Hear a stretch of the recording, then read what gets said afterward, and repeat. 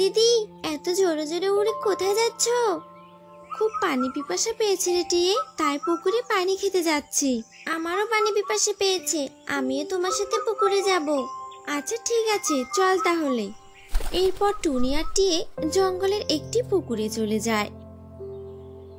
আর তারা পুকুরে নেমে যেই না পানি খায়, তখনই তারা একটি অন্য রাজ্যে পৌঁছে যায়। কি টুনি দিদি, আমরা কোন রাজ্যে এলাম? এখানে তো গাছপালা ফুল ছাড়া কোনো বাড়ি দেখতে পাচ্ছি না। আমিও তো তাই দেখতে পাচ্ছি। ওই পুকুরটা বুঝি জাদুর পুকুর ছিল, তাই তো পুকুরের পানি খেতেই এখানে চলে এসেছি। জানি না এখন কি করে বাড়ি ফিরবো। হে সৃষ্টিকর্তা, তুমি আমাদের সাহায্য করো। এই যে পাখি, শুনতে পাচ্ছ? এদিকে এসো। কে ডাকছো? আমাদের কে ডাকছো? টিয়ে, আশেপাশে তো কাউকেই দেখতে পাচ্ছি না। আমি ফুল ডাকছি গো, তোমাদের পেছনের ফুলের বাগানে এসো, তাই আমাকে দেখতে পাবে। ও ফুল, তুমি কথা বলছো? আচ্ছা ফুল, তুমি বলতে পারো আমরা কি করে এখান থেকে আমাদের বনে যেতে পারবো? চিন্তা করো না, আমি তোমাদের বনে পৌঁছে দেব। কেউ আসলে আমাদের রাজ্যটা কেউ দেখতে পায় না বলে ইচ্ছা করে কেউ এখানে আসে না। তাই তোমরা পুকুরে এসেছো বলে আমি তোমাদের এই রাজ্যে নিয়ে এসেছি। এখন তোমরা পুরো রাজ্যটা ঘুরে দেখো, যদি কিছু পছন্দ হয় তাহলে সেটা নিয়ে আমার কাছে এসো। আচ্ছা ঠিক আছে ফুল, চল টিয়ে এই রাজ্যটা ঘুরে দেখি। দেখো টুনি দিদি, এই গাছে কত সুন্দর লাল লাল ডালিম ধরে আছে। চলো আমরা এখান থেকে দুটো ডালিম খাই। এরপর টুনি ও টিয়ে দুটো ডালিম খেয়ে নেয়। আর ডালিমগুলো খাওয়ার সাথে সাথে সেখানে আবারও ডালিম ধরে। এ দেখে তো তারা ভীষণ অবাক হয়ে যায়। কি টুনি দিদি, এই গাছে দেখছি ডালিম ছিঁড়তে না ছিঁড়তে আবার ডালিম ধরলো। এটা জাদুর ডালিম গাছ, তাই হয়তো শেষ হতেই আবার ডালিম ধরে। যাই হোক, চল আমরা এখান থেকে কটা ডালিম ছিঁড়ে নিয়ে যাই। ফুল, এই লাল ডালিম ফলটা খুব ভালো লেগেছে, তাই এগুলো নিয়ে এসেছি। আচ্ছা ঠিক আছে, নিয়ে যাও। তোমরা তো বুঝে গেছো এটা জাদুর ডালিম গাছ। এই ফলের একটা বীজ বাড়িতে গিয়ে রোপণ করো, দেখবি খুব তাড়াতাড়ি গাছ বড় হবে আর ফলও ধরবে।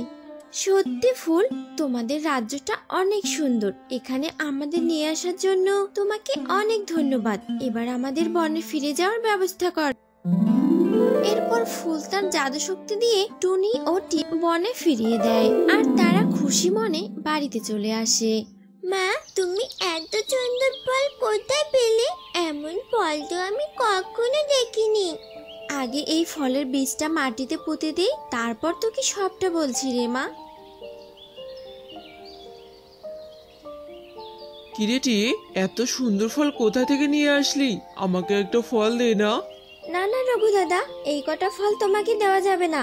অনেক কষ্ট করে দূর থেকে ফলগুলো নিয়ে এসেছি তোমাকে দেওয়ার জন্য নাকি? অন্যের কাছে কিছু চাইতে বুঝি লজ্জা করে না?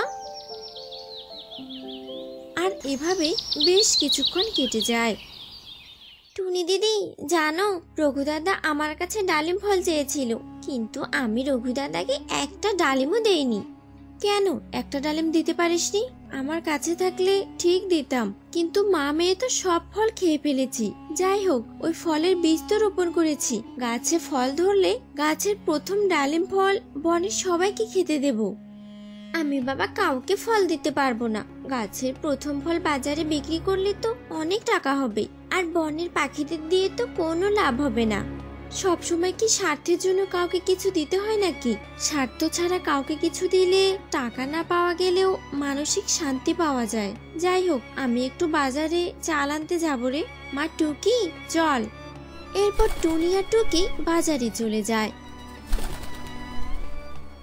আর এভাবে সেই দিন কেটে যায়। পরদিন সকাল হতেই টুকি বাইরে এসে অবাক হয়ে যায়। মা মা, তাড়াতাড়ি বাইরে এসে দেখো কত সুন্দর ডালিম গাছ হয়েছে, আর গাছে লাল লাল ডালিমও ধরেছে। ও মা, সত্যি তো, একদিনে যে গাছে ফল ধরবে এটা ভাবতেও পারিনি। তুই বনের পাখিদের বাড়িতে গিয়ে ফল খাওয়ার দাওয়াত দিয়ে আয় তো। আচ্ছা ঠিক আছে মা। কবুতর আঙ্কেল, আমাদের বাড়িতে তোমাদের ফলের দাওয়াত আছে, তোমরা এক্ষুনি আমাদের বাড়িতে যাও, মা তোমাদের ফল খেতে দেবে। আচ্ছা ঠিক আছে রে মা, যাচ্ছি। এরপর টুকি আরো পাখিদের বাড়িতে গিয়ে দাওয়াত দিতে থাকে। আর তখনই পথে টিয়ের সাথে দেখা হয়ে যায়। কিরে টুকি, তুই সবার বাড়িতে গিয়ে ছোটাছুটি করছিস কেন? তারপর টুকি টিয়েকে সব কথা খুলে বলে। কি বলছিস এসব? আমার গাছে তো কোনো ফল ধরেনি, শুধু গাছটাই বড় হয়েছে। আমাকে এক্ষুনি তোর মায়ের কাছে যেতে হবে।